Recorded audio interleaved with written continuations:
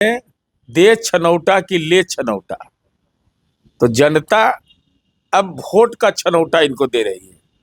Vote का छनौटा लगातार इन पर लग रहा है कि राजद में तो यह सब सर्वसाधारण चीज है। इसकी निंदा भी करने का औकात किसी को नहीं है। राजनीतिक हार जो होता है ना, परिवारवादियों को बड़ा गहरा जख्म देता है। तंत्र के जीत से है।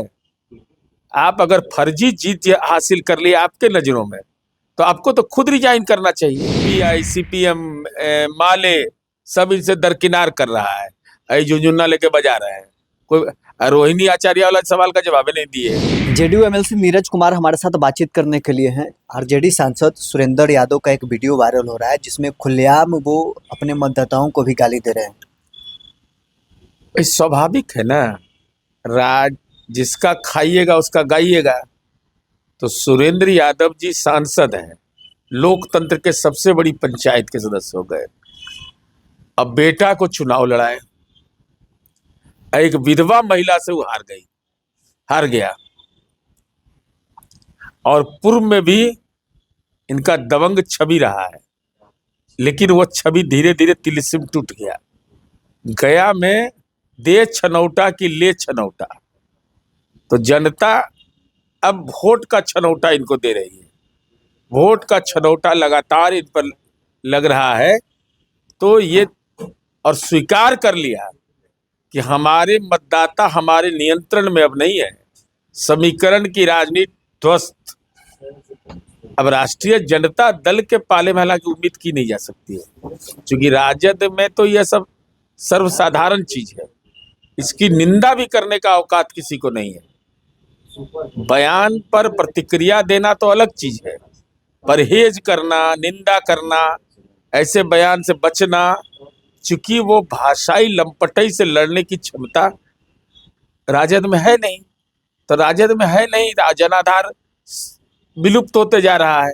अब तो मान लिया ना कि हमारा आधार वोट भी हमको नहीं मिल रहा है, ये तो स्वीकार कर लिया। तब जब स्वीकार कर लिया, बेटा का हार, पुत्र का राजनीतिक हार जो होता है ना, परिवारवादियों को बड़ा गहरा जख्म देता है। लगातार हार रहे हैं, उपचुनाव में हारे, इस चुनाव में हारे। खैर अब तो हारने का ट्रैक रिकॉर्ड बन जाएगा, उसमें कोई चिंता नहीं। तेजस्वी यादव लंबे अरसे के बाद कल मीडिया से बातचीत की। उन्होंने कहा कि लोग की हार हुई है, तंत्र की जीत हुई है। 100 दिनों तक कह रहे हैं कि अल्टीमेटम सरकार को देते हैं, 100 दिनों के बाद हम बोलेंगे। लोग की हार हुई, तंत्र की जीत हुई। और जीत में शामिल है तेजस्वी यादव। तो तेजस्वी यादव आप भी तंत्र से जीत गए ना, आपके अन्य 24 विधायक भी तंत्र से जीते हैं ना। तो रिजाइन करिए विधानसभा से, तंत्र के जीत से है। आप अगर फर्जी जीत हासिल कर लिया आपके नजरों में, तो आपको तो खुद रिजाइन करना चाहिए।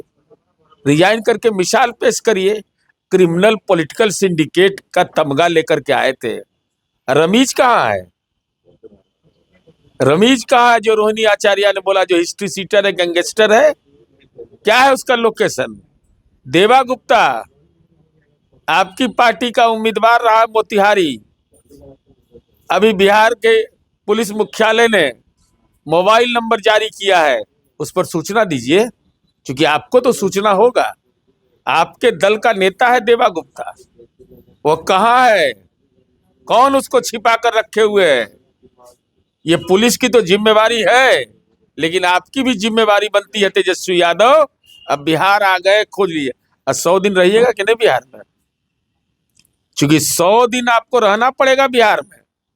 ऐसा नहीं कि बिहार से आप पलायन कर जाइए।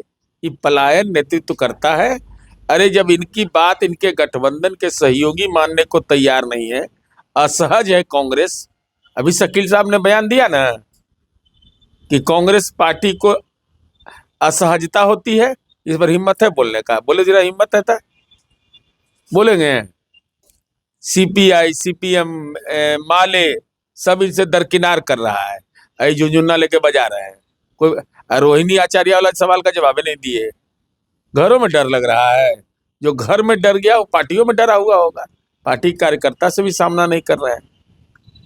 तो चलिए, जेडीयू एमएलसी नीरज कुमार हमारे साथ बातचीत कर रहे थे। क्या कुछ इनका कहना था आपने सुना है। बहरहाल इस खबर में इतना ही। आप बने रहे न्यूज़ 4 नेशन के साथ।